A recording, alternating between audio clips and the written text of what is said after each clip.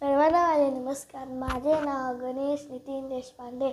आज मी तुम्हाला थोर स्वातंत्र्य लोकमान्य टिळक यांच्याविषयी बोलणार आहे. लोकमान्य टिळक हे एक समाजसुधारक व लेखक होते. त्यांचे पूर्ण नाव बाळ गंगाधर टिळक असे होते. त्यांचा जन्म 23 जुलै 1856 रोजी रत्नागिरी जिल्ह्यातील चिखली या गावी झाला. त्यांनी स्वराज्य हा माझा जन्मसिद्ध हक्क आहे आणि तो मी मिळवणारच अशी जबरदस्त घोषणा केली.